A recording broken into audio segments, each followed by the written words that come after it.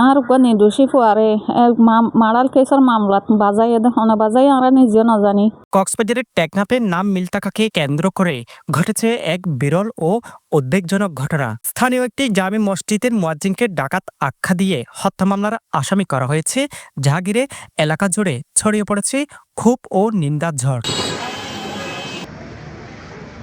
জানা গেছে, গত ৯ জানুয়ারি টেকনাফের মোচনীর রোহিঙ্গা ক্যাম্পে দুষ্কৃতকারীদের মধ্যে গোলাগুলির ঘটনায় রোহিঙ্গা ডাকাত নূর কামাল নিহত হয়।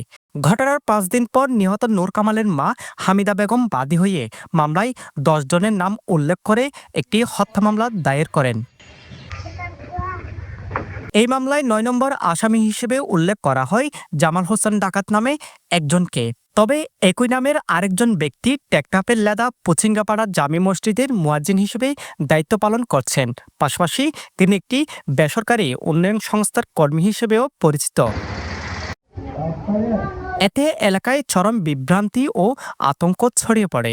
এলাকাবাসীর দাবি, মুয়াজ্জিন জামাল হোসেনের বিরুদ্ধে কোনো অপরাধমূলক কর্মকাণ্ডের অভিযোগ কখনো শোনা যায়নি। আর নির্দোষী ফুয়ারে মারাল কেসের মামলাত বাজাই হনা বাজাই আমরা নিজেও না জানি। এই বিচার গান আর হারতো চাই। আর ফুয়া কষ্ট করি রোহিঙ্গা ক্যাম্পাস চাহরি করি আজ যা ৮১০ বছর ১২ বছর ওখান চাহরি করি বাদ কাদ্দা হনিকা রাইলত খোলেন না যা হন মিক্কা বার মিক্কা হাই নদে হন কেসত হন মামলাত হন কেসত আর ফুয়া হন জড়িত নাই। আর পরে মামলা গান দিয়ে দিই আর আসার হারতো এই বিচার গান চাই না। আর ফুয়া মসজিদের মসজিদ হাজ গড়ি আই মসজিদের মসজিদ হাজত নামাজ পড়ে আজান দে তাহাজ্জুদ পড়ে আসুয়া মসজিদের কেরমজ গড়ে।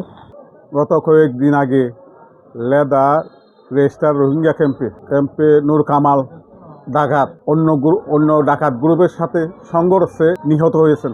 নিহত হওয়ার পর আমার ওয়ার্ডের পূর্ব লেদার জামাল হোসেন পিতা আব্দুল গফুর সাং পূর্ব লেদা, উনি একজন এনজিও চাকরিজীবী। প্রায় ১০-১৫ বছর পর্যন্ত উনি একটা এনজিওতে চাকরি করে। উনি পূর্বলাদা পুচিঙ্গাপাড়া নতুন মসজিদের মুয়াজ্জিন। এলাকার কোনো ধরনের চুরি ডাকাতি খুন রাহাজানি এই ধরনের কোনো কাজে উনি লিপ্ত নাই।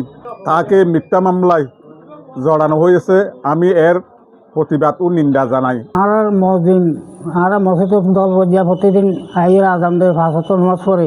এবারে কি মিথ্যা ডাকাতের মাঝে কি ভর্তি করে দিই বলে ওর এবারে বাদ দিয়া করব নহলে আর মসজিদ নাথাকে তো মসজিদ করি পেলা মানুষ নেই এড়ে আর এই নামাজ পড়ি এবারে দেখি দিয়ে এড়ে এখন কে যা দেন দেখি তো।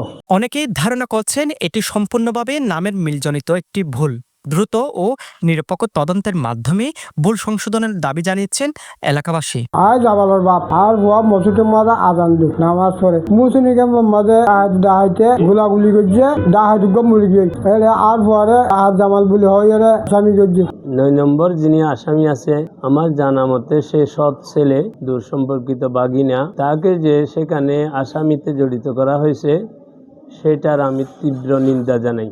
এই এলাকার একজন ভদ্র, শান্তিপ্রিয় এবং ভালো ছেলে, যিনি অনেক দিন ধরে রোহিঙ্গা ক্যাম্পে এই ২৪-২৫ ক্যাম্পে স্যানিটেশন সেক্টরে কাজ করে আসছে। তো ওনার বিরুদ্ধে ইতিপূর্বে কোনো মামলা কোনো ধরনের উনি ঘটনার সাথে জড়িত ছিল না এবং এর বিরুদ্ধে কোনো ধরনের একটা অভিযোগও নাই।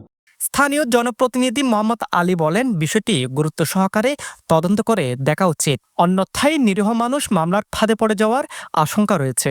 গত ৯ তারিখ ডাকাতের রোহিঙ্গা ক্যাম্পের গ্রুপের গোলাগুলিতে নূর কামাল নিহত হওয়ার পরে ১৩ তারিখ তারা এক আত্মীয় বাদী হয়ে মামলা করছে। ওখানে একজন নিরীহ মানুষ, আমি যতটুকু জানি সে একটা মসজিদের মুয়াজ্জিন বিক্রি করে এবং একটা এনজিওতে চাকরি করে। তাকে আসামি করা হয়েছে। কালকে খুব কষ্ট পেলাম, দুঃখ পেলাম। আমি সংশ্লিষ্ট যারা মামলা তদন্তকারী কর্মকর্তা তাকে বলবো, এ ধরনের ঘটনায় যদি নিরীহ মানুষকে আসামি করা হয় তাহলে খুব দুঃখজনক। এলাকার মানুষের একটা মিশ্র প্রতিক্রিয়া দেখা যাচ্ছে। এই বিষয়ে টেকনাফ মডেল থানার ওসি মোহাম্মদ সাইফুল ইসলাম বলেন, নিরীহ কেউ মামলার আসামি হলে তদন্তে বিষয়টি সংশোধন করা হবে। এটা আমরা ইনভেস্টিগেশন করি, পরে দেখা যাক। এর অপরাধ লোক হলে তো বাঁচাবে।